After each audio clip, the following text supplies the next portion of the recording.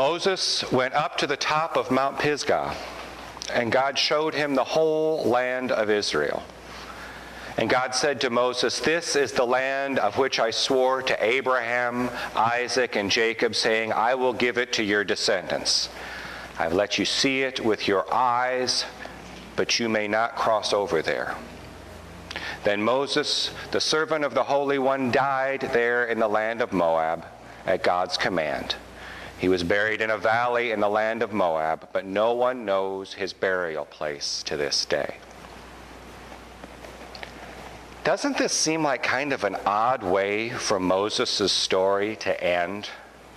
I mean, Moses has been the hero of the previous 4 books of the Bible, 4/5 of the Bible at this point. I mean, the book of Genesis takes us all the way from creation, from the very beginning of time, all the way up through the generations to Abraham, and then Isaac, and then Jacob, and Joseph and his brothers, and gets the whole nation of Israel into Egypt, all prepared. And then it takes 4 more books, Exodus, Leviticus, Numbers, and Deuteronomy, to get Moses and the people of Israel through the desert and into the promised land. And Moses has been the forefront of this whole thing. This has been, in some ways, Moses' story.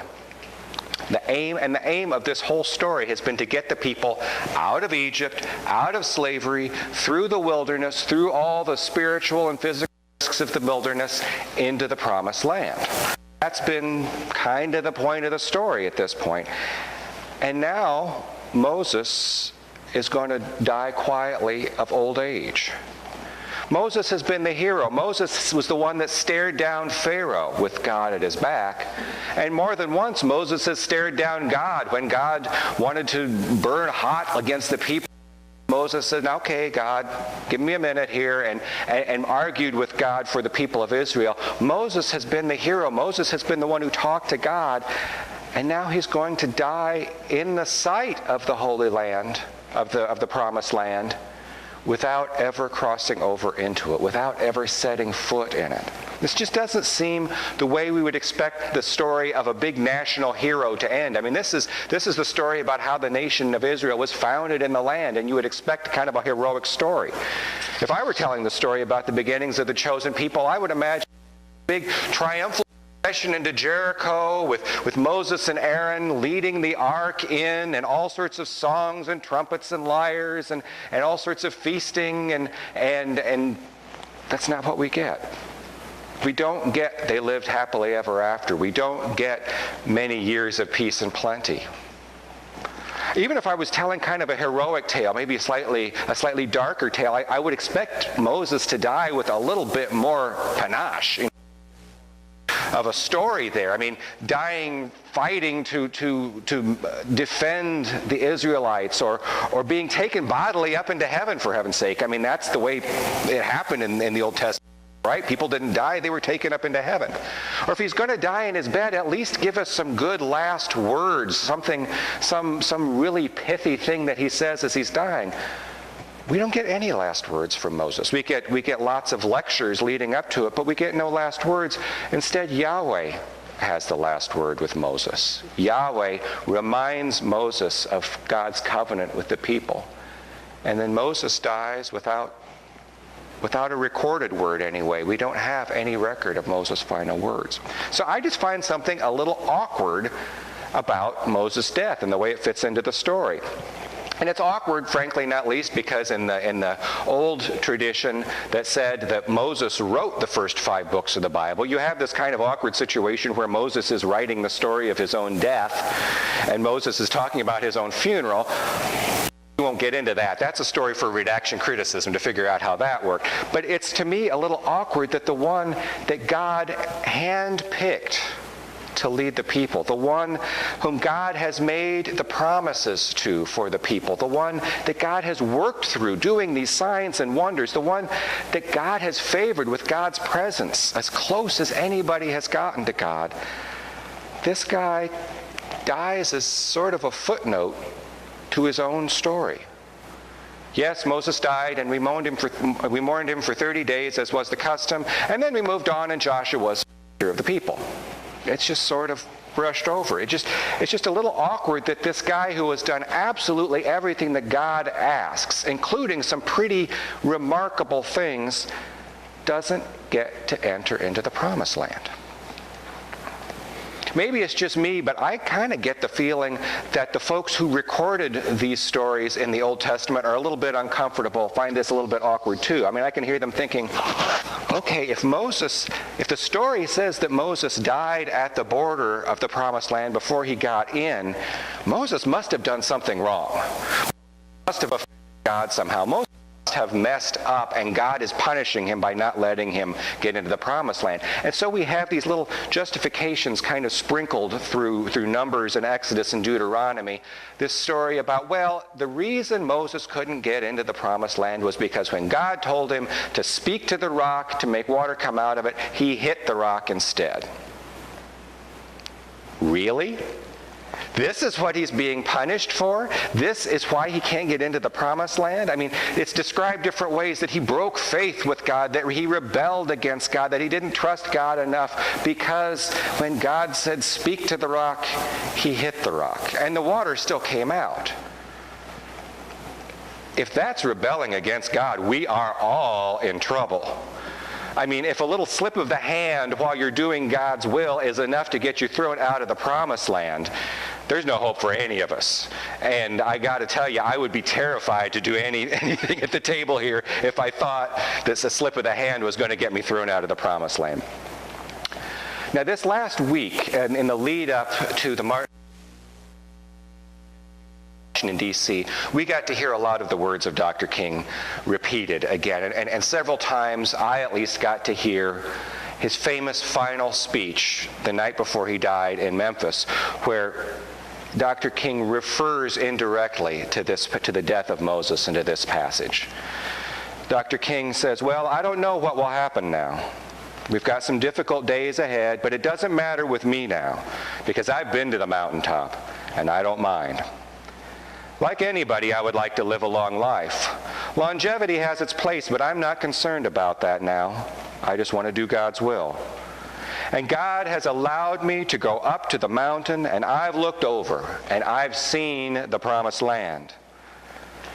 I may not get there with you, but I want you to know tonight that we as a people will get to the promised land. Dr. King knows that he's going to die. Maybe not that night, maybe not the next day, but Dr. King knows that he has stirred up enough people and opposed enough powerful forces that he's going to die. And so Dr. King knowingly lays down his life. Dr. King walks into this situation where he knows he's going to be asked to give up his life, and he does it willingly so that all of us can live more fully, so that all of us can be more human. Of course, we as Christians believe that Jesus willingly lays down his life so that death won't have the last word in our lives, so that all of us can live more fully through that life willingly laid down. And I've got to say it, but by comparison, Moses doesn't seem to be laying down his life so much as he just seems to be lying down and dying. It just doesn't feel like there's any climax here. We want a story with a happy ending, or at least a story where the good guys are rewarded and the bad guys are punished. If Moses doesn't get in, he must have done something wrong. Or we want at least a story where we can understand why bad things happen to good people. We want a story where laying down one's life has some meaning and stands for something and has some value, is redemptive to somebody. But you know what? I've begun to think that Moses' story may be a better example for real life in relationship with God than some happy ending heroic story. Because like Moses, we live in a world of now and not yet. The kingdom is coming, the kingdom is at hand, the kingdom is at our fingertips, the kingdom is here, but the kingdom is not quite yet. The promised land is just over that hill, it's just beyond those trees, but we just can't get there and touch it. We can't set foot in it. And in this world of now and not yet, Moses keeps faith with God. That's the important thing. Not whether or not Moses gets the reward, but the fact that Moses keeps faith with God. That doesn't mean that Moses doesn't see that over again. It doesn't mean that Moses doesn't question God. Moses questions God. Moses gets up in God's face. Moses keeps the faith, and that doesn't just mean that Moses doesn't sin, because sometimes it means that Moses sins out of anger and frustration and exhaustion, and Moses keeps faith with God. In this world of now and not yet, Moses keeps the faith whether or not he himself ever gets to see the promised land. In this world of now and not yet, Moses keeps the faith whether or not it earns him the reward that he wants most in this world. Moses keeps the faith. And Moses lives a good life. Moses dies a good death at 120 years, still with good vision and vigorous. And God remains faithful to Moses. God stays with Moses. God speaks with Moses. God is present with Moses until the very end. We live in this world of now and not yet. This world where the kingdom is here and the kingdom is just beyond reach. And we're called to keep the faith.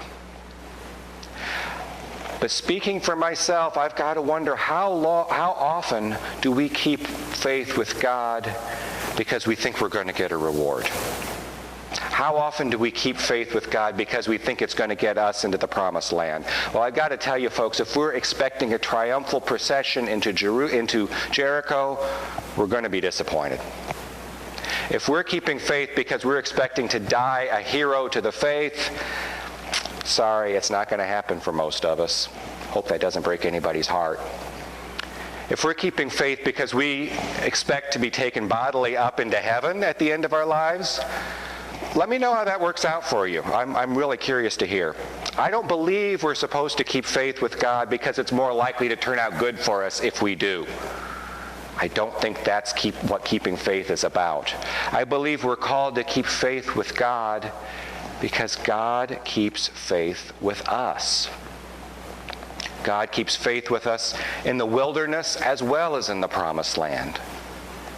God keeps faith with us in the desert as well as in the fertile river valleys. We're called to keep faith with God because God keeps faith with us when we're righteous and when we sin. God keeps faith when we praise God and when we question God. God keeps faith when we're vigorous and when we're dying. We're called to keep faith with God because God keeps faith with us, laying down his life in order to overcome our death. He keeps faith with us, turning death on the cross into resurrection life for the whole world. We're called to keep faith with God because God keeps faith with us, and I believe that means that every now and then, maybe not often enough, maybe not as often as we'd like, but every now and then when we're lost in the wilderness of this world, when we're wandering in the desert, when we're dying of thirst, we get a little glimpse of the promised land. Way off in the distance, just beyond the horizon. Now and then we get that glimpse. Now, but not yet. And it's enough. Amen.